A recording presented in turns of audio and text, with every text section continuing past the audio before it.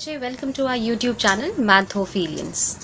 तो आज स्टार्ट करेंगे मिसलेनियस पार्ट 3। इससे पहले हम लोग 7 क्वेश्चंस कर चुके हैं। जिन लोगों ने पहले वाली वीडियोस नहीं देखी हों वो पार्ट 1 और पार्ट 2 देख लें। तो इस पार्ट का सबसे पहला क्वेश्चन है क्वेश्चन नंबर 8। ओके, क्या है क्वेश्चन नंबर 8? लिखा है show that for any sets A and B A equal to A intersection B union A minus B।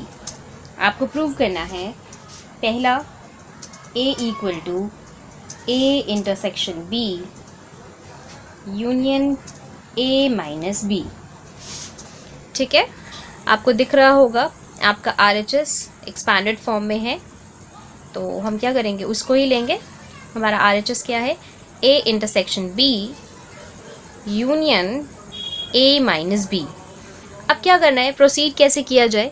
Proceed करने से पहले आपको ये देखना है सबसे पहले कि आपका पहला हिस्सा आपको किस ऑपरेशन के साथ दिख रहा है। इंटरसेक्शन दिख रहा है और सेकंड वाले पार्ट में आपको एक डिफरेंस का साइन दिख रहा होगा, माइनस, है ना, A माइनस B। तो आपको क्या, आपके दिमाग में क्या बात आनी चाहिए? आपको ये सोचना है कि आपका अगर पहला हिस्सा आपको इंटरसेक्शन के फॉर्म में दिख रहा है तो आप सेकंड वाले पार्ट को भी इंटरसेक्शन के फॉर्म में करेंगे। क्यों? पहला रीज़न तो ये है कि पहला हिस्सा इंटरसेक्शन है, तो आप दूसरे हिस्से को भी इंटरसेक्शन में ले आएंगे। दूसरी वजह कि आपने डिस्ट्रीब्यूटिव लॉ पढ़ा है यूनियन और इंटरसेक्शन का, तो अगर ये किसी तरह से इंटरसेक्शन बन जाता है तो फिर मैं डिस्ट्रीब्यूटिव लॉ लगा पाऊंगी। इस तरह से अभी तो मैं नहीं लगा सकती क्योंकि ये डिफरेंस है फिर इंटरसेक्शन भी है, तो डिस्ट्रीब्यूटिव लॉ नहीं लग सकता अभी। अगर मैं किसी तरह इसको इंटरसेक्शन में कर दूं तो डिस्ट्रीब्यूटिव लॉ लगाया जा सकता है और फिर फर्दर हम उसको आगे प्रोसीड कर सकते हैं। तो आपके दिमाग में ये बात आनी चाहिए। सोचने का तरीका ये होगा। अब आगे क्या सोचा जाए, अब इसको किस तरह से इंटरसेक्शन में लेके आना है, दूसरी बात अब आपको ये सोचनी है। इंटरसेक्शन में लाने के लिए सबसे पहले मैं इस A माइनस B के बारे में सोचती हूँ। A माइनस B है क्या?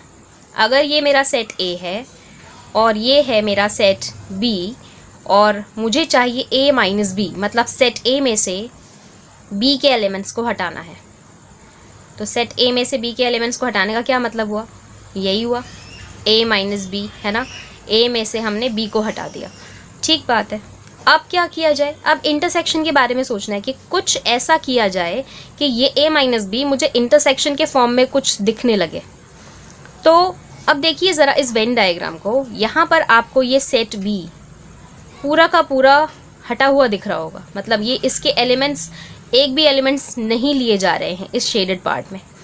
तो इसी के बारे में सोचते हैं। अब जिस तरह से यहाँ पर B को एक्सक्लूड किया गया है, ऐसा और क्या तरीका हो सकता है कि B को एक्सक्लूड किया जाए? आपको याद होगा हमने पढ़ा था कि अगर किसी भी सेट के कॉम्प्लीमेंट के बारे में हम बात करते हैं तो उसका क्या मतलब होता है? उसको हटा देना।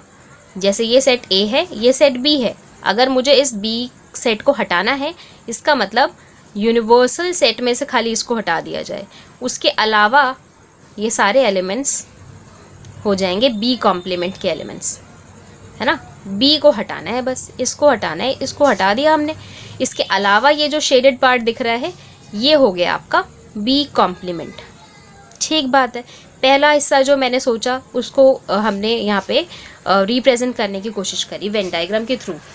अब क्या सोचना है? अब मुझे सोचना है अपने इस शेडेड हिस्से के बारे में कि किसी तरह से मुझे ये मिले, और वो भी इंटरसेक्शन का यूज़ करते हुए। तो अब इस हिस्से का किसके साथ इंटरसेक्शन करें कि खाली मुझे ये वाला हिस्सा मिले? अगर सेट A, पूरा का पूरा सेट A ले लिया जाए और उस सेट A और इस B कॉम्प्लीमेंट का इंटरसेक्शन किया जाए, तो सेट A के एलिमेंट्स तो ये सारे हैं और B कॉम्प्लीमेंट के एलिमेंट्स तो आपको दिख ही रहे हैं। दोनों का कॉमन हिस्सा क्या है? सिर्फ और सिर्फ ये, यानी कि मैं यहाँ पे अगर ड्रॉ करूँ तो आपको A और B, मतलब सेट A और B कॉम्प्लीमेंट का इंटरसेक्शन करने के बाद जो एलिमेंट्स मिलेंगे वो यही मिलेंगे, यानी A और B कॉम्प्लीमेंट का इंटरसेक्शन है ये। अब देखिए दोनों एक ही तरह से आपको दिख रहा होगा, बिल्कुल ये भी सेम और ये भी सेम, मतलब एक दूसरे के बिल्कुल बराबर। तो आप ऐसा कह सकते हैं कि A minus B equal to A intersection B complement, बहुत आसानी से कहा जा सकता है। तो क्या करेंगे हम? इसी का यूज़ करेंगे। ए इंटरसेक्शन बी, ये तो एज इट इज़ लिखा है, यूनियन भी as it is, A minus B की जगह पर बस हमने लिख दिया A intersection B complement. Okay, यहाँ पे रीज़न क्या लिखेंगे, क्योंकि because A minus B equal to A intersection B complement. Okay, आगे अब प्रोसीड किया जाए। जैसे मैंने कहा कि डिस्ट्रीब्यूटिव लॉ लगाएंगे हम, तो यहाँ पे दिख रहा है कि ए और बी का इंटरसेक्शन है और ए और बी कॉम्प्लीमेंट का इंटरसेक्शन है, और बीच में क्या है, यूनियन है। यानी कि इसको ऐसा लिखा जा सकता है, A intersection B union B complement.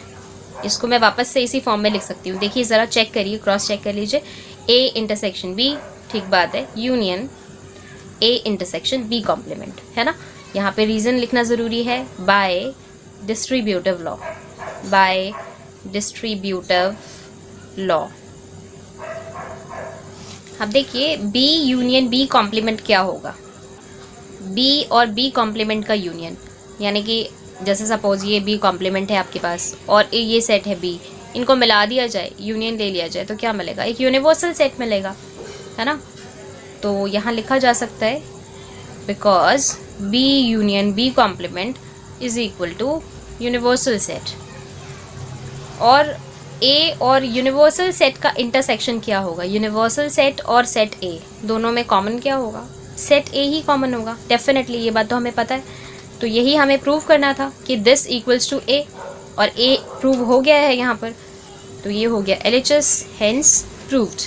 चलिए अब देखते हैं next part, second part. Second part में क्या लिखा है, A union B minus A equal to A union B, ये प्रूव करना है। अब लेते हैं अपने LHS को, क्या है, ए यूनियन बी माइनस ए। अभी देखिए हमने अभी इससे पहले वाले पार्ट में क्या किया था, हमने लिखा था a minus B equal to A intersection B complement. अभी हमने देखा भी कि किस तरह से हम इसको ऐसा लिख सकते हैं। तो मैं अगर b माइनस ए के बारे में बात करूं तो b माइनस ए को क्या हम ऐसा नहीं लिख सकते, b इंटरसेक्शन a कॉम्प्लीमेंट, बिल्कुल लिखा जा सकता है। तो मैं इसकी जगह अगर ऐसा लिख दूं b इंटरसेक्शन a कॉम्प्लीमेंट, तो कोई मुश्किल तो नहीं है, बिल्कुल भी नहीं है। लेकिन दिमाग में आ रहा होगा कि क्यों लिखा है ना। अभी इससे पहले मैंने आपको बताया था कि हम डिस्ट्रीब्यूटिव लॉ लगाते हैं यूनियन और इंटरसेक्शन के ऑपरेशन के साथ, माइनस डिफरेंस के साथ में नहीं लगा सकते, है ना। तो इसलिए इसको इंटरसेक्शन में कन्वर्ट किया है सो दैट कि हम यहाँ पे डिस्ट्रीब्यूटिव लॉ लगा सकें। तो यहाँ पे रीज़न लिखना होगा because b minus A equal to B intersection a complement. अब डिस्ट्रीब्यूटिव लॉ लगा दिया जाए तो क्या होगा, a union b intersection a union a complement. यहाँ पे रीज़न लिखेंगे by distributive law, by distributive law. अब आगे a यूनियन b तो ठीक है, अपनी जगह पर ही है। अब इंटरसेक्शन भी अपनी जगह पर है। a यूनियन a कॉम्प्लीमेंट के बारे में अगर सोचें तो a यूनियन a कॉम्प्लीमेंट क्या होगा, सेट a और उसका कॉम्प्लीमेंट। इमेजिन करिए, देखिए ऐसा ही कुछ होगा। अगर ये सेट a है और a कॉम्प्लीमेंट, यानी कि ये सारा a कॉम्प्लीमेंट है, और a कॉम्प्लीमेंट और सेट a दोनों का यूनियन ले लिया जाए तो क्या होगा, पूरा यूनिवर्सल सेट बनेगा, है ना। तो यहाँ पे लिख सकते हैं because a union a complement is equals to universal set. तो इसलिए हमने यहाँ पे यूनिवर्सल सेट लिखा है। अब a यूनियन b और यूनिवर्सल सेट का इंटरसेक्शन क्या होगा, डेफिनेटली a यूनियन b ही होगा, है ना। और ये a यूनियन b यही हमें प्रूव करना था। तो ये हो गया RHS, hence proved. I hope clear हो गया होगा। चलिए अब देखते हैं नेक्स्ट क्वेश्चन। क्वेश्चन नंबर 9 लिखा हुआ है, using properties of sets show that a union of a intersection b is equals to a। ये प्रूव करना है, ठीक है। तो LHS को लेते हैं क्योंकि यही थोड़ा एक्सपैंडेड फॉर्म में दिख रहा है, a union of a intersection b। अब देखिए यहाँ पर ये आपका सेकेंड पार्ट इंटरसेक्शन में है, आप अगर अपने फर्स्ट पार्ट को भी इंटरसेक्शन के फॉर्म में ले आए तो कुछ डिस्ट्रीब्यूटिव लॉ आप लगा पाएंगे वहाँ पर। देखिए ए को हम कैसा लिख सकते हैं, इंटरसेक्शन के फॉर्म में अगर मुझे सेट ए को लिखना है, सिर्फ सेट ए को, तो क्या लिखा जा सकता है? ऐसा कौन सा सेट होगा जिसका इंटरसेक्शन ए के साथ लिया जाए तो वापस से ए ही मिल जाए? सोचिए ज़रा, वीडियो को पॉज करिए और सोचिए। डेफिनेटली ए को अगर यूनिवर्सल सेट के साथ इंटरसेक्ट कराया जाए या इंटरसेक्शन किया जाए, ए का इंटरसेक्शन यूनिवर्सल सेट के साथ, तो डेफिनेटली मुझे ए ही मिलेगा, है ना। और यूनियन तो अपनी जगह पर है और ए इंटरसेक्शन बी भी अपनी जगह पर है। अब आपको यहाँ पर साफ साफ दिखाई दे रहा है कि ये दोनों इंटरसेक्शन में है, बीच में यूनियन है, तो आप यहाँ पर डिस्ट्रीब्यूटिव लॉ लगा सकते हैं। क्या लिखेंगे? A intersection universal set union B, ऐसे ही लिखेंगे ना। देखिए इसको क्रॉस चेक कर लीजिए, A intersection universal set union A intersection B. यहाँ पे लिख देंगे by distributive law, by distributive law, ठीक है, ओके। अब यहाँ पर भी आप लिख दीजिए ये रीज़न कि हमने ये ए को ये ऐसा क्यों लिखा है, because A equal to A intersection of universal set, ठीक है ना। अब इसका आगे का हिस्सा यहाँ पे देखते हैं। डिस्ट्रीब्यूटिव लॉ हमने लगा दिया है यहाँ पर। अब क्या हम इसको लिख सकते हैं? ए इंटरसेक्शन, अब यूनिवर्सल सेट और बी दोनों का यूनियन किया जाए तो क्या मिलेगा? यूनिवर्सल सेट ही मिलेगा, ठीक बात है। तो यहाँ पे लिख देते हैं बिकॉज यूनिवर्सल सेट और बी का union is equals to universal set. अब ए और यूनिवर्सल सेट का इंटरसेक्शन क्या होगा? क्या होगा भाई? ए ही होगा, क्योंकि ए और यूनिवर्सल सेट को जब हम इंटरसेक्शन उसका देखेंगे दोनों सेट्स का, तो क्या मिलेगा? दोनों में क्या कॉमन है? दोनों में ए ही तो कॉमन है। और देखिए यही लेके आना था, इक्वल टू RHS, तो हेंस प्रूव्ड। ये भी हो गया, बहुत इजी है। देखिए करने का तरीका वही है, हम बार बार एक ही चीज़ कर रहे हैं। सोचने का तरीका आपको पता होना चाहिए कि किस तरह से हम सोचें और किस तरह से उसको प्रोसीड करें। जब आपको ये समझ आ जाएगा तो अपने आप आगे प्रोसीड करते चले जाएंगे क्वेश्चन को। लेकिन इसके लिए आपके कॉन्सेप्ट्स भी क्लियर होने चाहिए। कॉन्सेप्ट्स क्लियर नहीं होंगे तो नहीं हो पाएगा। तो इसलिए आपको थ्योरी पार्ट देखना ज़रूरी है। तो जिन स्टूडेंट्स ने थ्योरी पार्ट नहीं अटेंड किया है, डायरेक्ट क्वेश्चंस ही कर रहे हैं, तो पहले आप थ्योरी पार्ट देख लें, लेक्चर्स ले लें, उसके बाद क्वेश्चंस करने की कोशिश करें, ताकि आपसे क्वेश्चंस सिर्फ रटने के तौर पर ना हो बल्कि समझ के करने के तौर पर हो।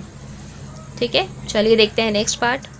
आपके सेकेंड पार्ट में लिखा हुआ है A intersection of A union B equal to A. इसमें भी वैसे ही सोचेंगे हम। LHS देखते हैं पहले। LHS क्या है? A intersection of A union B. क्या सोचना है? जैसे अभी इससे पहले वाले पार्ट पे सोचा था कि पहला आपको सेकंड पार्ट दिख रहा है यूनियन के फॉर्म में, तो आप फर्स्ट वाले को भी कोशिश करेंगे कि वो भी यूनियन के फॉर्म में आ जाए। तो ऐसा कौन सा सेट होगा जिसका ए सेट के साथ यूनियन किया जाए तो वापस से ए मिल जाए? ऐसा क्या हो सकता है? ए के साथ हम किसको यूनियन करें, कौन से सेट को यूनियन करें कि वापस ए मिल जाए? बिल्कुल डेफिनेटली फाई, यानी कि नल सेट ए और फाई का यूनियन कर दिया जाए तो ए ही मिलेगा, है ना। बिल्कुल सही है। तो यहाँ पे रीज़न लिख देते हैं इसको कि A equal to A union phi. ठीक बात है। अब यहाँ पे आपको डिस्ट्रीब्यूटिव लॉ बहुत आसानी से दिख रहा होगा कि ये भी यूनियन है, ये भी यूनियन है, बीच में इंटरसेक्शन है। तो इसको कैसा लिखा जा सकता है? A union phi intersection B. A union phi, देखिए यहाँ पे क्रॉस चेक कर लीजिए, A union phi intersection A union B. बिल्कुल ठीक है। यहाँ पे लिख देंगे बाय, ये देयर बिकॉज का साइन लगाने की ज़रूरत नहीं है, बाय डिस्ट्रीब्यूटिव लॉ। ठीक है। अब देखिए ज़रा, ए ठीक है अपनी जगह पर, यूनियन भी अपनी जगह पर, फाई और बी का इंटरसेक्शन क्या होगा? एक नल सेट है यानी एम्प्टी सेट है। एम्प्टी सेट और सेट बी में क्या कॉमन हो सकता है? बिल्कुल फाई ही कॉमन होगा। यहाँ पे लिखना है because phi intersection B is equals to phi. अब ए और फाई का यूनियन क्या होगा? इसका जवाब तो आपको पता ही होगा। ए और फाई का यूनियन क्या होगा? ए ही होगा और यही लेके आना था। देखिए कितना इजी है ना, इजीली कर लिया, हेंस प्रूव्ड। चलिए अब देखते हैं नेक्स्ट क्वेश्चन। क्वेश्चन नंबर 10, क्या लिखा है क्वेश्चन नंबर 10 में? शो दैट ए इंटरसेक्शन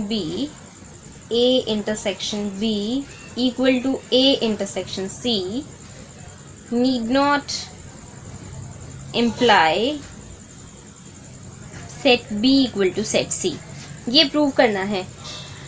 क्या है इसमें, देखिए समझने की क्या बात है इसमें। जैसे कई बार स्टूडेंट्स कंफ्यूज जाते हैं कि किस में हमें एग्जाम्पल लिख के करना है और किस क्वेश्चन को हमें इन जनरल प्रूव करना है। तो याद रखिए, जब भी आपको डायरेक्ट बोला जाए कोई चीज़ प्रूव करने के लिए कि if this equal to this then show this equals to this, तो आपको डायरेक्ट वहाँ पर जनरल फॉर्म में ही उसको करना है।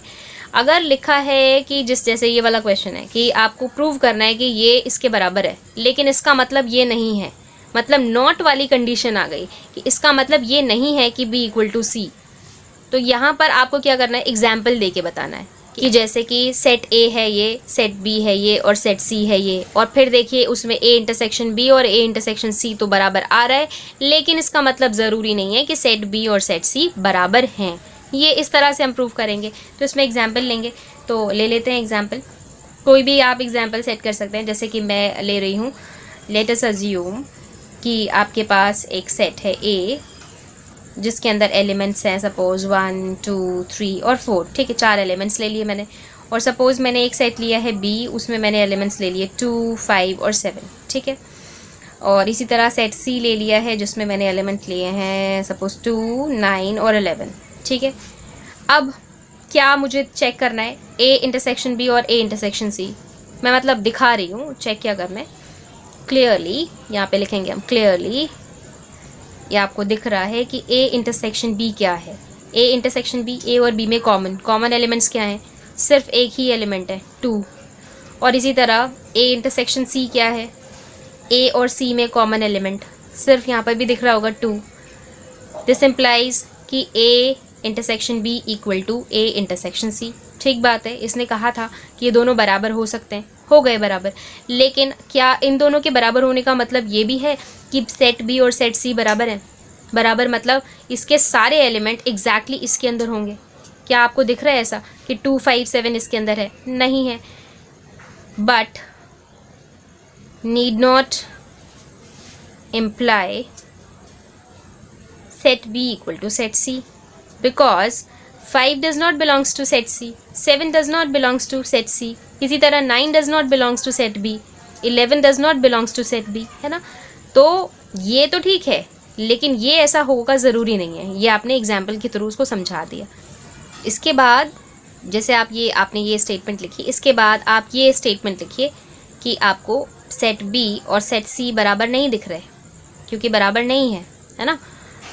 यहाँ पे रीज़न भी लिख सकते हैं, because 5 does not belongs to set C, 7 does not belongs to set C, इसी तरह 9 does not belongs to set B, 11 does not belongs to set B, दोनों बराबर नहीं हैं। तो therefore A intersection B equal to A intersection C need not imply B equal to C. बल्कि यहाँ पर मत लिखिए आप, यहीं पर लिखिए डायरेक्ट, ठीक है। तो आई होप क्लियर हो गया होगा। चलिए अब देखते हैं नेक्स्ट क्वेश्चन, क्वेश्चन नंबर 11। क्या कह रहा है question number 11? Let A and B be sets if, ये गिवन कंडीशन है कि ए इंटरसेक्शन एक्स कोई सेट है, equal to B intersection X equal to 5, ठीक है। और दूसरी कंडीशन क्या गिवन है कि A union X equal to B union X, ठीक है, for some set X, okay. Show that, you just have to show कि ए सेट और बी सेट दोनों बराबर हैं। अब देखिए, अब तक हम कैसे करते आए थे क्वेश्चन को, जो आपको प्रूव करना होता था वहीं से आप सोचना शुरू करते थे।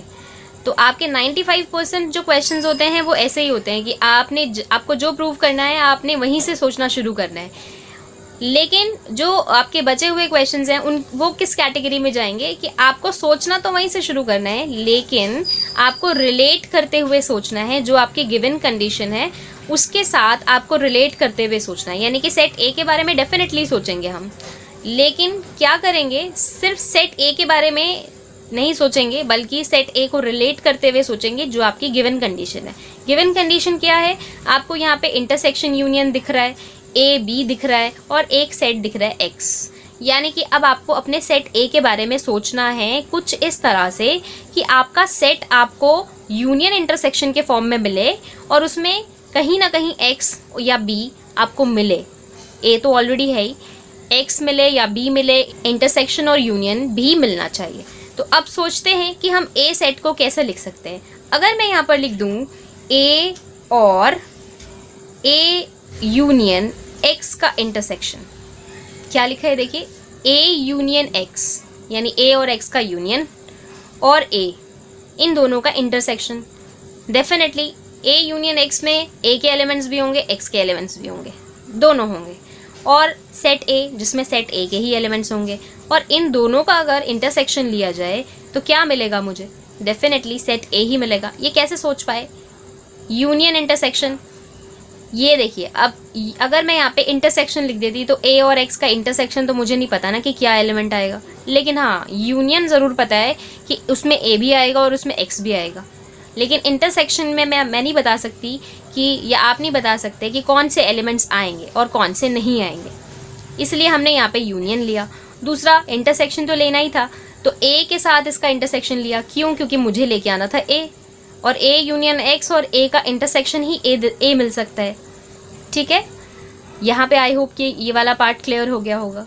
तो यहाँ पे लिख सकते हैं वी नो कि ऐसा होता है, वी नो दैट, है ना।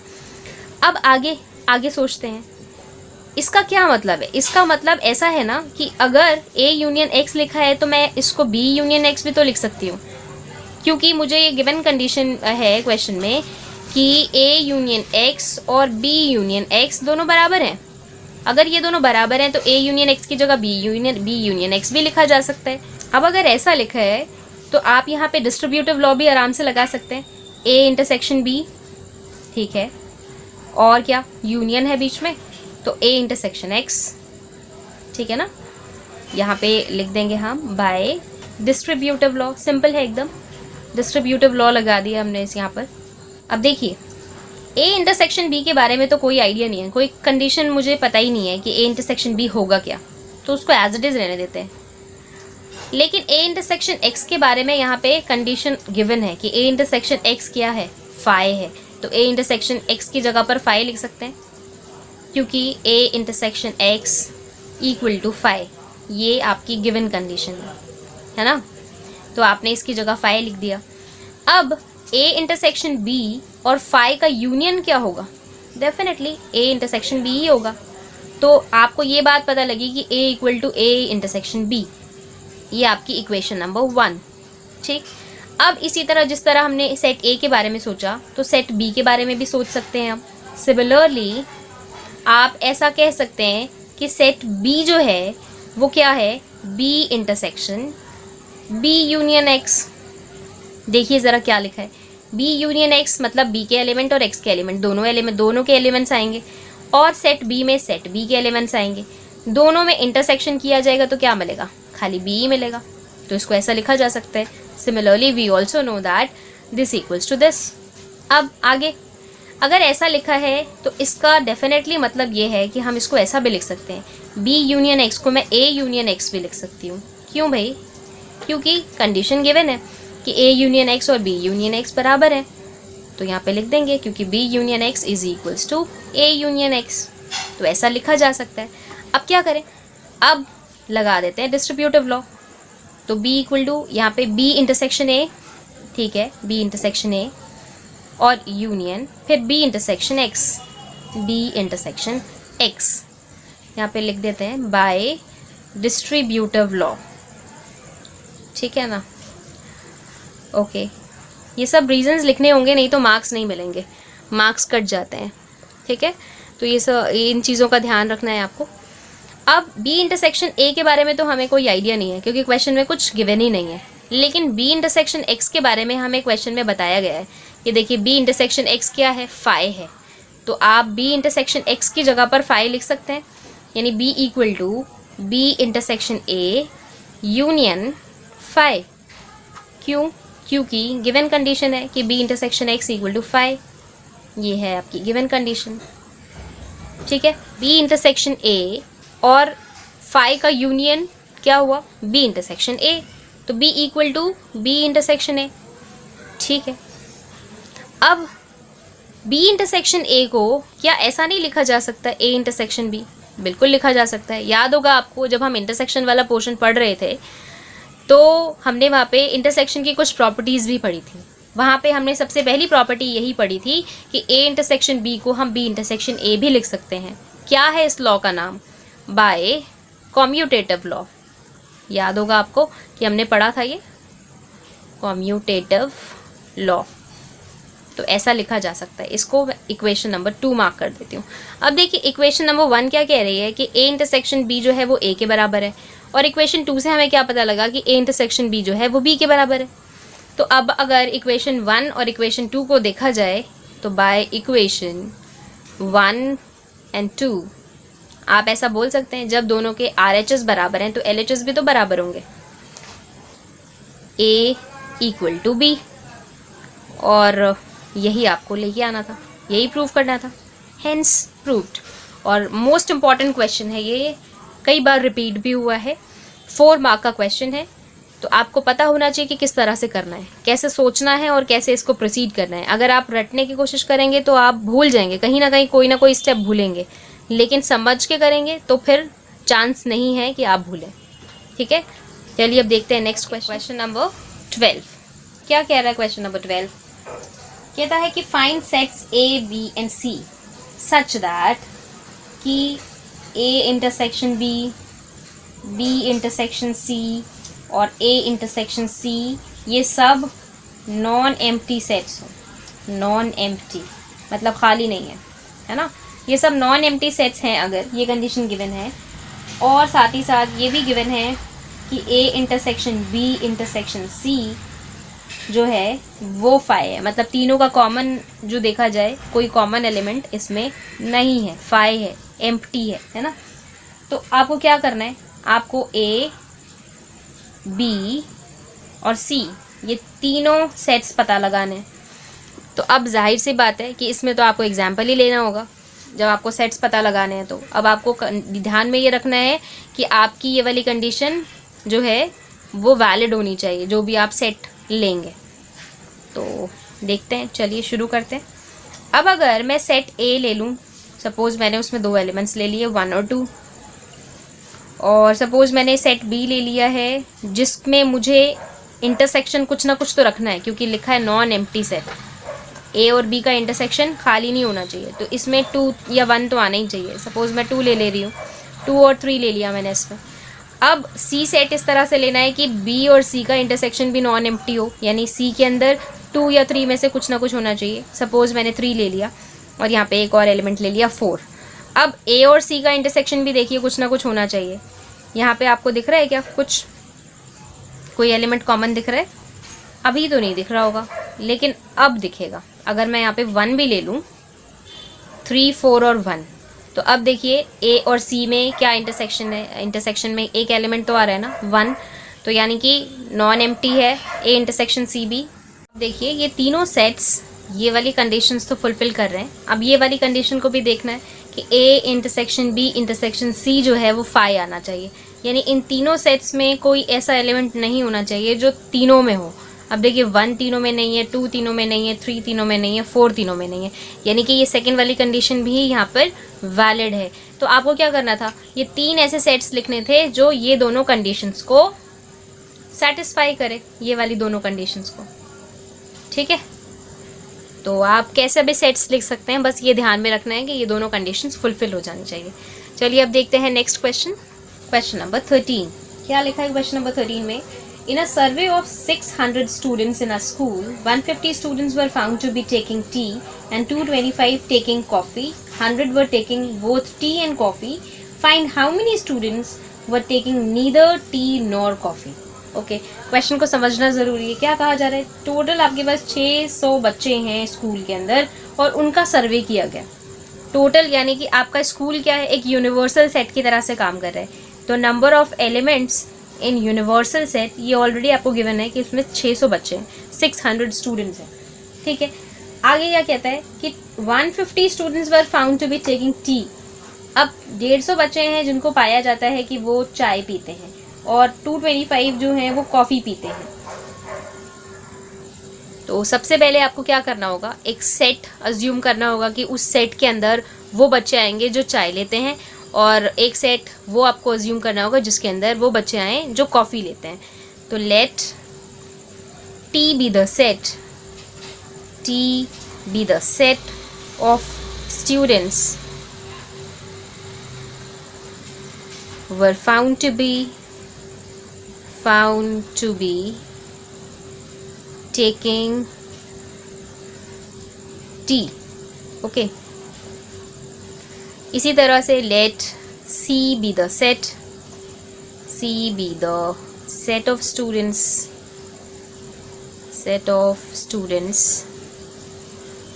were found to be taking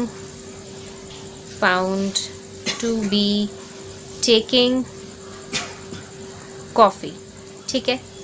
ऐसा हमने अज्यूम कर लिया।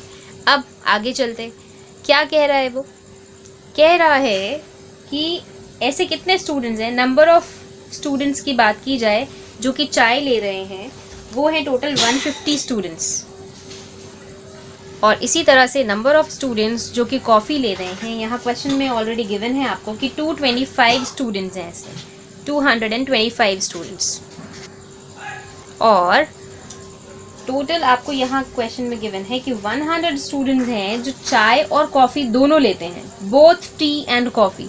अब यहाँ पे एंड है बीच में, both T and coffee. T and के लिए मैंने आपको बताया था इंटरसेक्शन आपको लेना होता है, और कॉफ़ी, ये दोनों लेने वाले कितने बच्चे हैं, टोटल आपके पास 100 स्टूडेंट्स हैं, ठीक है। आपको क्या कहा जा रहा है, क्या निकालना है, how many students were taking neither T nor coffee. मतलब टी और कॉफ़ी, और मतलब यूनियन कॉफ़ी, टी और कॉफ़ी ये दोनों ही नहीं चाहिए, कॉम्प्लीमेंट, टी भी नहीं कॉफ़ी भी नहीं, नीदर टी नॉर कॉफ़ी। तो इसी तरह से लिखेंगे हम इसको। लिखने का तरीका आपको पता होना चाहिए कि क्वेश्चन में क्या पूछा है और आपको कैसे उसको समझना है कि क्या निकालना है आपको, क्योंकि जब तक आप ये नहीं पता लगा पाएंगे तो आप आगे काम नहीं कर पाएंगे। अब हमें पता है, जब हमने कॉम्प्लीमेंट वाला पार्ट पढ़ा था तो आपको याद होगा कि हमने किसी भी सेट का कॉम्प्लीमेंट निकालना कैसे सीखा था। किसी भी सेट का कॉम्प्लीमेंट किसके साथ होता है, यूनिवर्सल सेट के साथ होता है। यानी कि अगर मुझे बात करनी है टी यूनियन सी के कॉम्प्लीमेंट की, इसका मतलब यूनिवर्सल सेट में से मैं टी यूनियन सी को माइनस करूँगी। यही बात समझ में आई। अगर मैं number of elements universal set की बात कर रही हूँ तो उसमें से हम माइनस करेंगे टी यूनियन सी को, यही मतलब है कॉम्प्लीमेंट का। अब number of elements in universal set हमने अभी पढ़ा, यहाँ पे क्वेश्चन में गिवन था हमें कि टोटल कितना है, 600 है, तो यहाँ पर हम 600 लिख सकते हैं। अब number of elements in T union C, आपको याद होगा हमने एक फॉर्मूला पढ़ा था, दो सेट्स का जब भी यूनियन हमें निकालना होता है तो हम क्या करते हैं, फर्स्ट वाले सेट में नंबर ऑफ एलिमेंट्स लिखते हैं, फिर सेकंड वाले सेट के नंबर ऑफ एलिमेंट्स लिखते हैं, और फिर माइनस कर देते हैं दोनों का इंटरसेक्शन, यानी टी इंटरसेक्शन सी, ठीक है। अब यहाँ पे वैल्यूज़ भी हमें पता है, क्वेश्चन में ऑलरेडी गिवन है। Number of elements in T कितना है, 150 है, और number of elements in C, set C कितना है, 225, और टी इंटरसेक्शन सी के नंबर ऑफ एलिमेंट्स कितने हैं, 100। अब क्या करना है, बस सीधा सा सॉल्व करना है इसको। 600 है ये, और 150 प्लस 225 कितना हुआ, 375, और माइनस 100 तो है ही। आगे लिखते हैं हम इसके आगे, इक्वल टू 600 माइनस, इसको माइनस करेंगे कितना मिलेगा, 275, और इन दोनों को फाइनली हम माइनस करेंगे कितना मिलेगा, 325। तो यानी कि कितने स्टूडेंट्स होंगे, 325 स्टूडेंट्स होंगे जो ना तो चाय पीते हैं और ना ही कॉफ़ी पीते हैं, ओके। और लास्ट में फाइनल स्टेटमेंट आपको लिखनी है कि hence 325 students were taking neither T nor coffee. ये स्टेटमेंट लिखनी ज़रूरी है लास्ट में। चलिए अब देखते हैं नेक्स्ट क्वेश्चन। Question number 14। क्या लिखा है 14th क्वेश्चन में? लिखा हुआ है कि in a group of students 100 students know Hindi, 50 know English and 25 know both. Each of the students know either Hindi और English. How many students are there in the group? ठीक है, यहाँ पे दो तरह के बच्चे हैं, जिस कुछ जो है वो हिंदी जानते हैं, कुछ इंग्लिश जानते हैं और कुछ दोनों ही तरह की लैंग्वेज को जानते हैं। तो आपको पता लगाना है कि उस ग्रुप में टोटल कितने बच्चे हैं, ग्रुप में कितने बच्चे हैं। यानी कि आपसे क्या पूछा जा रहा है? आपसे यूनियन कहा जा रहा है, यानी कि हिंदी और इंग्लिश दोनों तरह के बच्चे जो हैं वो टोटल मिला के कितने हैं। यानी कि हिंदी और इंग्लिश दोनों लैंग्वेज का यूनियन आपसे पूछा जा रहा है। तो सबसे पहले क्या करेंगे, हम सेट्स को अज्यूम करेंगे, क्योंकि सेट्स अज्यूम करना बहुत ज़रूरी है। तभी आप बता पाएंगे कि ये सेट इस तरह के स्टूडेंट्स को रिप्रेजेंट कर रहा है या इस तरह के स्टूडेंट्स को इंक्लूड कर रहा है। तो लिखेंगे let E be the set of students who know English. ठीक है, और इसी तरह से H, आप ज़रूरी नहीं कि E और H माने, कुछ भी आप अज्यूम कर सकते हैं। Let H be the set of students who knows Hindi. ठीक है, ये अजम्पशन है हमारी। अब आगे क्वेश्चन के हिसाब से, क्वेश्चन के मुताबिक क्या क्या क्वेश्चन आपको गिवन है। क्वेश्चन में लिखा है यहाँ पर कि 100 स्टूडेंट्स नो हिंदी, यानी कि number of students in H वाले ग्रुप में, H वाले सेट में कितने नंबर ऑफ स्टूडेंट्स हैं? टोटल आपके 100 हैं। और इसी तरह से 50 हैं इंग्लिश में, तो number of students in E is 50। इसी तरह से 25 नो बोथ, दोनों तरह की, बोथ मतलब हिंदी भी और इंग्लिश भी, दोनों। और यानी और के लिए इंटरसेक्शन होगा यूज़, तो H इंटरसेक्शन E जो है वो आपका ऑलरेडी क्वेश्चन में गिवन है 25। आपको क्या निकालना है? लिखा है क्वेश्चन में how many students are there in the group, यानी आपको ये बात पता लग गई है कि दोनों का यूनियन निकालना है आपको, है ना। ये फॉर्मूला हम लोग जानते हैं कि अगर दो सेट के यूनियन को हम देख रहे हैं और उसके नंबर ऑफ एलिमेंट्स मुझे निकालने हैं, तो क्या करेंगे हम? पहले वाले सेट के नंबर ऑफ एलिमेंट्स, फिर सेकेंड वाले सेट के नंबर ऑफ एलिमेंट्स, और फिर माइनस कर देंगे उन दोनों के इंटरसेक्शन के एलिमेंट्स को, है ना। तो ये ऑलरेडी गिवन है 100, और ये कितना गिवन है 50, और ये कितना गिवन है 25। तो क्या करेंगे? ये हो गया 150 माइनस 25, दैट इज़ की 125। सिंपल, यानी कि ग्रुप में टोटल स्टूडेंट्स कितने होंगे? 125। ठीक है, अब देखते हैं नेक्स्ट क्वेश्चन। Question number 15। क्या कह रहा है क्वेश्चन नंबर 15? लिखा in a survey of 60 people it was found that 25 people read newspaper H, 26 read newspaper T and 26 read newspaper I, 9 read both H and I, 11 read both H and T, and 8 read both T and I. 3 read all 3 newspaper and find the number of people who read at least one of the newspaper, and second में आपको find करना है the number of people who read exactly one newspaper. Okay, यहाँ पे 3 तरह के newspapers की बात की गई है। सबसे पहले इस पे क्या लिखना है? सबसे पहले हम अज्यूम करेंगे कि सेट ऑफ पीपल क्या होंगे जो H न्यूज़पेपर पढ़ते हैं, जो T न्यूज़पेपर पढ़ते हैं, या फिर जो I न्यूज़पेपर पढ़ते हैं। तो अज्यूम करते हैं, लेट A बी द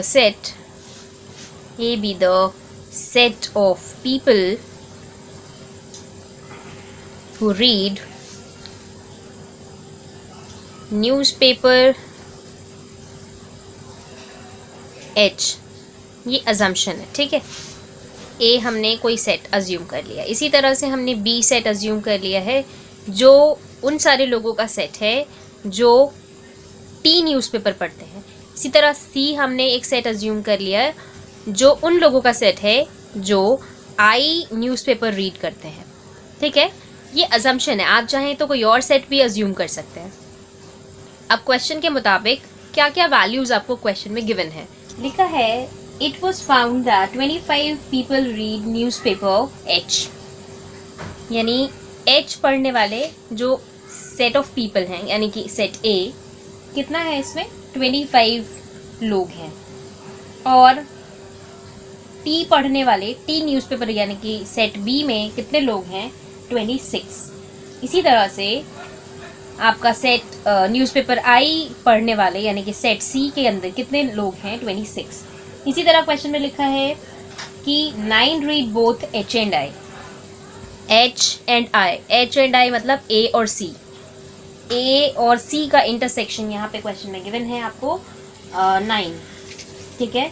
इसी तरह लिखा है 11 read both H and T, H और टी यानी कि ए और बी, ए और बी का इंटरसेक्शन क्वेश्चन में गिवन है 11। सिमिलरली लिखा है 8 read both T and I, T और आई यानी कि बी और सी, इन दोनों का इंटरसेक्शन गिवन है क्वेश्चन में 8, ठीक है। और क्या लिखा है 3 रीड ऑल 3 न्यूज़पेपर। अब यानी कि 3 लोग ऐसे हैं जो तीनों तरह के न्यूज़पेपर पढ़ते हैं, यानी कि ए, बी और सी, तीनों तरह, यानी और ए भी, बी भी और सी भी, तीनों तरह के न्यूज़पेपर पढ़ने वाले टोटल कितने लोग हैं 3। ये बात आई होप क्लियर हो गई होगी कि इंटरसेक्शन क्यों लिया है हमने। बोथ लिखा हुआ था यानी कि ए भी और बी भी, या फिर ए भी और सी भी, या फिर बी भी और सी भी। जब बोथ लिखा हो या एंड लिखा हो तो आपको समझ जाना है कि वहाँ पर इंटरसेक्शन की बात की जा रही है। ये हमने डिस्कस किया था वैसे एक्सरसाइज 1.6 जब हम सॉल्व कर रहे थे। अब देखिए फर्स्ट पार्ट में क्या निकालना है। लिखा हुआ है the number of people who read at least one of the newspaper, यानी कि कम से कम एक न्यूज़पेपर पढ़ता हो ऐसे कितने लोग हैं। कम से कम एक मतलब ज़्यादा से ज़्यादा 2 भी हो सकते हैं, ज़्यादा से ज़्यादा 3 भी हो सकते हैं। कम से कम एक का मतलब क्या हुआ ये आपको समझना है, क्योंकि यहाँ पे जो आपका कीवर्ड है वही है एटलीस्ट। जब भी एटलीस्ट लिखा हो तो समझ जाइए कि आपको यूनियन के बारे में पूछा जा रहा है। कैसे पता लगेगा, जैसे कि ये देखिए, ये आपका सेट ए है, बी है और सी है।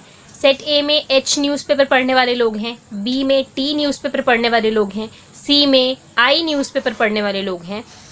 तो अब अगर पूछा जा रहा है कि ऐसे कितने लोग हैं जो कम से कम एक न्यूज़पेपर पढ़ते हैं, इसका मतलब ए भी हो सकता है, बी भी हो सकता है, सी भी हो सकता है, तीनों में से कुछ भी हो सकता है, ए या बी या सी। तो या और जो हम यूज़ करते हैं वो कहाँ यूज़ करते हैं, यूनियन में यूज़ करते हैं। तो डेफिनेटली हम क्या निकालेंगे, सेट ए, सेट बी और सेट सी का यूनियन, और फिर उसमें देखेंगे नंबर ऑफ एलिमेंट्स कितने हैं, यानी कि number of elements in A union B union C, यही हमें निकालना है। और बहुत अच्छे से हमने ये फॉर्मूला पढ़ा है और इनफैक्ट डिराइव भी किया था इसको वेन डायग्राम से, याद होगा आपको।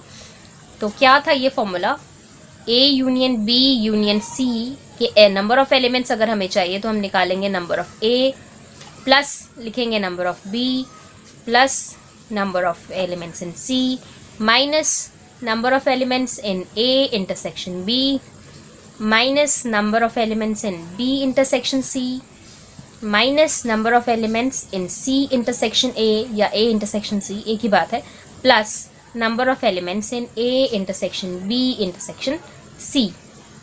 अब चलिए वैल्यूज़ डालते हैं इसके अंदर। नंबर ऑफ ए हमें गिवन है क्वेश्चन में 25, number of elements in B ये भी गिवन है 26, number of elements in C 26 है, ए इंटरसेक्शन बी कितना है 11 है, माइनस बी इंटरसेक्शन सी कितना है 8 है, सी इंटरसेक्शन ए या ए इंटरसेक्शन सी एक ही बात है 9 है, और A intersection B intersection C के नंबर ऑफ एलिमेंट्स है 3। अब क्या करना है, बस सॉल्व करना है इसको। इन तीनों को ऐड करते हैं तो क्या मिलेगा 77, इन तीनों को फिर हम ऐड करेंगे तो क्या मिलेगा -28 और फिर +3, यानी कि 77 - 28 और +3, यानी कि मैं इसको 77 और 3 को ऐड कर दूं अगर तो 80 - 28, 80 - 28 कितना होगा 52। यानी कि मुझे पता लग गया कि ऐसे कितने लोग होंगे जो एटलीस्ट एक न्यूज़पेपर पढ़ते होंगे। टोटल 52 लोग हैं मेरे पास, यानी कि A union B union C के अंदर नंबर ऑफ एलिमेंट्स जो होंगे या नंबर ऑफ पीपल जो होंगे वो होंगे 52। अब देखिए सेकंड पार्ट, और ये सेकंड पार्ट ही है जिसमें स्टूडेंट्स को ज़्यादातर प्रॉब्लम होती है, लेकिन इसको सिंपल वे में इसको समझने की कोशिश करेंगे। क्या लिखा है, the number of people who read exactly one newspaper. ऐसे लोगों को आपको इकट्ठा करना है जो एग्जैक्टली एक ही न्यूज़पेपर पढ़ता हो। इससे पहले वाले पार्ट में एटलीस्ट लिखा था, एटलीस्ट मतलब कम से कम एक, ज़्यादा से ज़्यादा दो, ज़्यादा से ज़्यादा तीन भी हो सकते हैं, लेकिन आप क्या बोल रहे हैं, एग्जैक्टली वन न्यूज़पेपर, यानी कि सिर्फ एक होना चाहिए, ना एक से कम ना एक से ज़्यादा। तो अब इसको समझने के लिए आपको वेन डायग्राम बनाना पड़ेगा, उसी से आपको क्लियरली समझ में आएगा कि क्या को कहना चाह रहा है।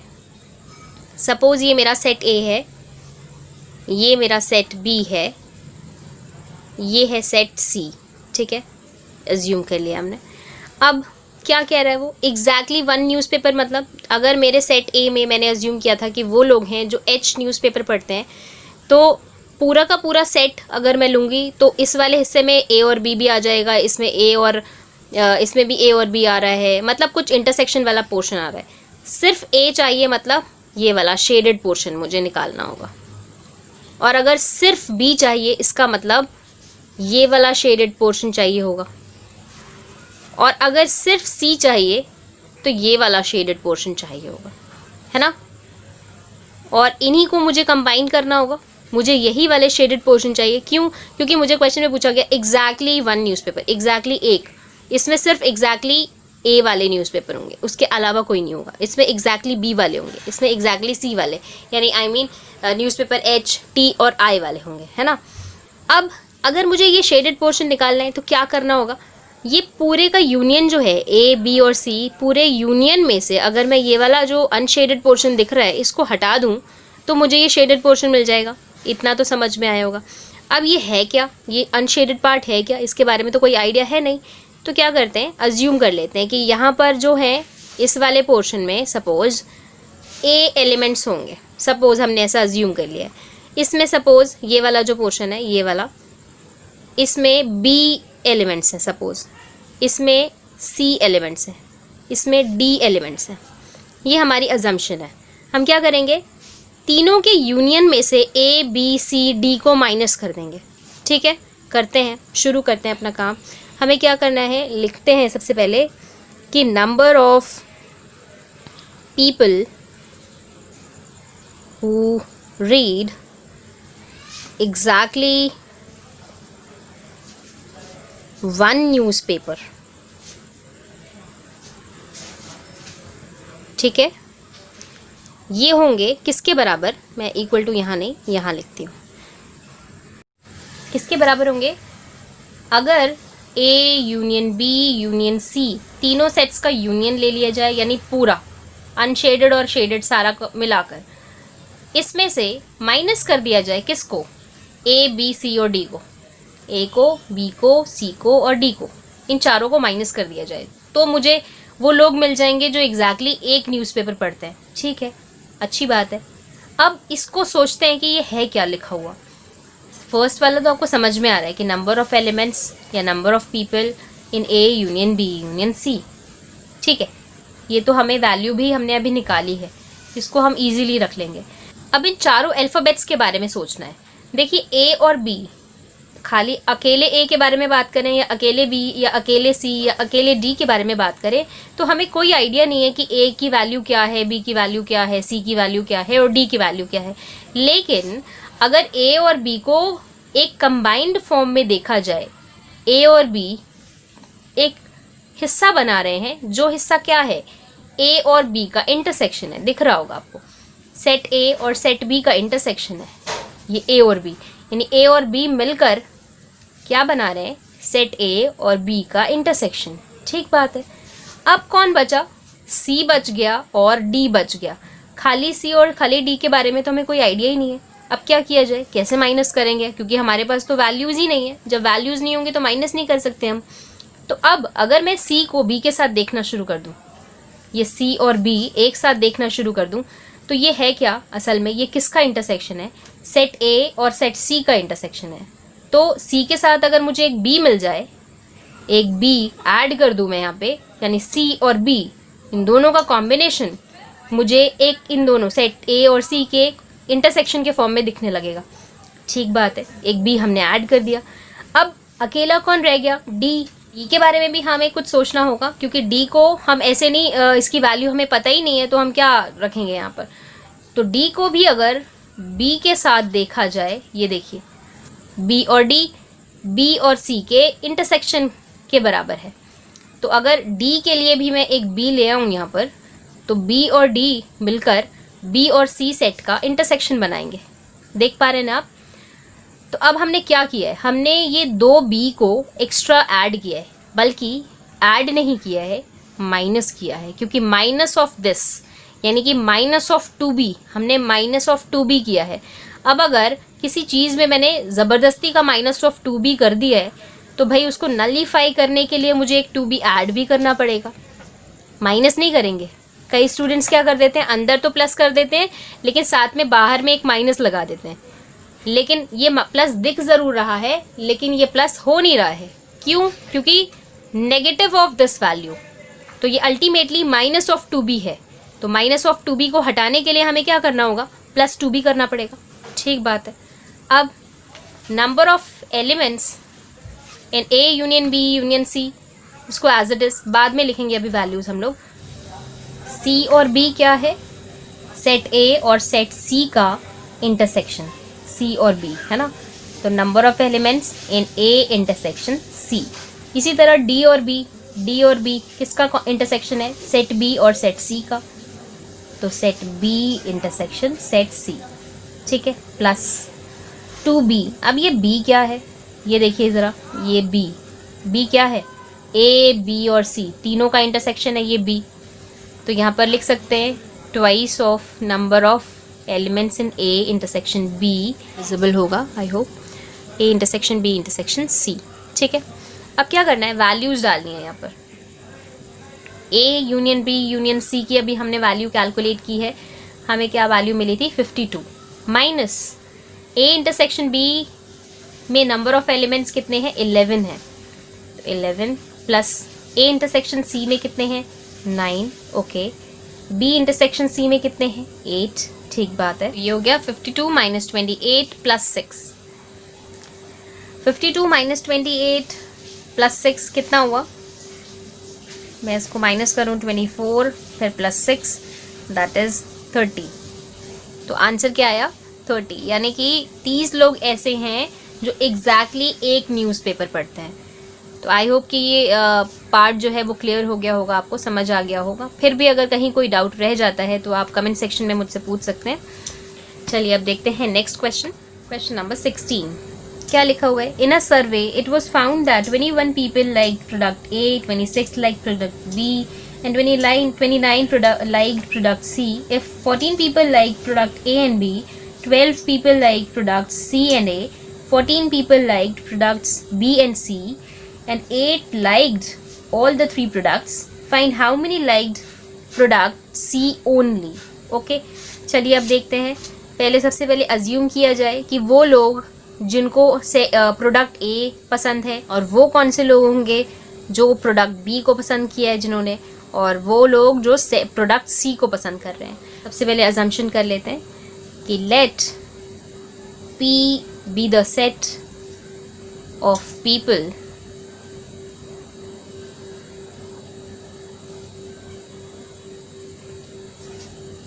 हु लाइक्ड प्रोडक्ट ए, ठीक है, और Q be the set of people who liked product B, and R be the set of people who liked product C. ये assumption है। अब क्वेश्चन में वैल्यूज़ क्या गिवन है वो भी लिख लेते हैं। लिखा हुआ है यहाँ 21 लोग हैं जो प्रोडक्ट A को पसंद करते हैं। प्रोडक्ट A यानी कि सेट हमारा P बनेगा, तो 21 हो गया, ठीक है। उसके बाद लिखा है कि प्रोडक्ट B को पसंद करने वाले लोग हैं 26, यानी कि Q, number of elements in Q is 26। इसी तरह से लिखा है कि 29 पीपल हैं जो प्रोडक्ट C को पसंद कर रहे हैं, यानी कि हमारा सेट हो गया R, तो 29 पीपल। उसके बाद क्या कहा है, 14 people liked both product A and B, A and B मतलब P और Q, P और Q दोनों का इंटरसेक्शन ये गिवन है आपको क्वेश्चन में, क्या लिखा है 14, ठीक है। उसके बाद लिखा है 12 लोग हैं जो सी और ए यानी कि पी और आर इन दोनों को पसंद करते हैं। मतलब ये वाले जो सेट हैं इन दोनों में जो भी लोग हैं वो प्रोडक्ट ए और सी को पसंद करते हैं। और ऐसे कितने लोग हैं, ऐसे हमारे पास 12 लोग हैं, ठीक है। उसके बाद लिखा है कि 14 people like product B and C, B और सी को पसंद करने वाले यानी कि क्यू और आर में जितने भी लोग हैं वो पसंद करते हैं बी और सी को, ठीक है। तो इंटरसेक्शन हो गया यहाँ पर भी। तो कितने लोग हैं इसमें हैं 14, ठीक है। और वो लोग जो तीनों तरह के प्रोडक्ट को पसंद करते हैं, पी को भी, क्यू को भी और आर को भी, तीनों ही पसंद करते हैं, ऐसे हैं टोटल 8 लोग, ठीक है। अब क्या पूछ रहा है क्वेश्चन कह रहा है कि how many people liked product C only, ऐसे कितने लोग हैं जो सिर्फ सी प्रोडक्ट को ही पसंद करते हैं, सिर्फ सी, उसके अलावा कोई नहीं। तो इसके लिए भी मुझे एक वेन डायग्राम की ज़रूरत पड़ेगी ताकि आप समझ सकें कि हमें क्या पूछा जा रहा है। वो चीज़ें आपके सामने होंगी, आपकी आंखों के सामने जब दिखेंगी तो आप ज़्यादा अच्छे से इमेजिन कर सकेंगे। तो ये सेट ए हो गया जिसके अंदर सेट पी हो गया जिसके अंदर प्रोडक्ट ए को पसंद करने वाले लोग हैं। सेट क्यू है जिसमें बी प्रोडक्ट को पसंद करने वाले लोग हैं। सेट आर है जिसमें सी प्रोडक्ट को पसंद करने वाले लोग हैं। अब उसने क्या कहा है कि ऐसे लोग जो सिर्फ और सिर्फ सी प्रोडक्ट पसंद करते हैं, उसके अलावा कुछ नहीं। तो सिर्फ और सिर्फ सी का मतलब ये वाला शेडेड पोर्शन, सी मतलब आर सेट है ना। तो अब अगर ये निकालना है तो आपको देखिए क्या करना है, ये आर सेट में से अगर आप ये और ये वाला पोर्शन माइनस कर दें तो आपका काम हो जाएगा। सपोज कि मैं इसको अज्यूम कर लेती हूँ ए, बी, सी और डी, लास्ट वाले क्वेश्चन की तरह। तो अब लिखते हैं कि number of people who liked product C only कितने होंगे, equal to number of elements में आर में से, मतलब आर सेट के नंबर ऑफ एलिमेंट्स में से, पूरे सेट में से माइनस कर दूं बी, सी और डी को, तो काम हो जाएगा, है ना। तो मुझे शेडेड पार्ट मिल जाएगा, ठीक है। करते हैं ज़रा माइनस। अब देखिए ये जो आपने लिखा है बी, सी और डी, बी और सी का कॉम्बिनेशन क्या दे रहा है आपको, बी और सी का कॉम्बिनेशन जो है वो इंटरसेक्शन है सेट पी और सेट आर का, दिख रहा है ना आपको। तो लिख सकते हैं बी और सी का कॉम्बिनेशन पी इंटरसेक्शन आर के नंबर ऑफ एलिमेंट्स, ठीक है। ओके, अब रह गया डी अकेला रह गया। तो डी के साथ क्या किया जाए, डी के साथ तो हम कुछ नहीं कर सकते क्योंकि डी की वैल्यू हमें नहीं पता है। तो क्या किया जाए, डी को अगर मैं बी के साथ ले लूँ तो क्या होगा, आपको ये वाला पार्ट दिख रहा है, ये क्या है, सेट क्यू और सेट आर का इंटरसेक्शन है ना। तो लेकिन यहाँ पे बी तो है नहीं, तो क्या करें, एक बी ऐड कर दें। बल्कि इनफैक्ट हम ऐड नहीं कर रहे, माइनस कर रहे हैं। तो एक बी अगर हमने माइनस किया है तो एक बी हमें ऐड भी करना पड़ेगा यहाँ पे, ठीक है ना। ये लास्ट वाले क्वेश्चन की तरह ही है एकदम सेम, बस इसमें थोड़ा सा पूछने का तरीका उसने बदला है। तो अब बी और डी के कॉम्बिनेशन को हम देख पा रहे हैं कि वो क्यू और आर का इंटरसेक्शन है। तो उसको लिख लेते हैं पहले यहाँ पे, number of elements in P intersection R, और इसको लिखेंगे number of elements in Q intersection R. और बी क्या है, लास्ट वाले क्वेश्चन में भी ये बी क्या था, पी, क्यू और आर का इंटरसेक्शन। तो पी, क्यू और आर का इंटरसेक्शन, वैल्यू सब्सटीट्यूट करते हैं। अब आर सेट में कितने एलिमेंट्स हैं, 29। पी इंटरसेक्शन आर कितने हैं, 12 एलिमेंट हैं, मतलब 12 लोग हैं। क्यू और आर में कितने हैं, 14 हैं। और प्लस तीनों का इंटरसेक्शन कितना है, 8। 29 माइनस इन दोनों को ऐड कर देते, कितना होगा ये, 26 + 8, ठीक है। अब क्या करना है, 29 माइनस 26 करेंगे कितना होगा, 3 प्लस 8, दोनों को ऐड किया कितना हुआ 11। यानी 11 लोग ऐसे हैं जो सिर्फ और सिर्फ सी प्रोडक्ट पसंद करते हैं, उसके अलावा और कोई नहीं। तो लास्ट में आप फाइनल स्टेटमेंट लिख देंगे, therefore 11 people liked product C only. ठीक है, तो यही थी आपकी मिसलेनियस एक्सरसाइज और मोस्ट इम्पॉर्टेंट एक्सरसाइज है। इसके तीनों पार्ट्स आपको देख लेने चाहिए। हमने पूरा डिस्कस किया है हर एक क्वेश्चन को कि कैसे करना है, क्या स्ट्रैटेजी होनी चाहिए क्वेश्चन को सॉल्व करने की। तो आई होप कि ये क्लियर हो गया होगा। तो मिलते हैं अब अपनी नेक्स्ट लेक्चर में। Okay, take care, good bye.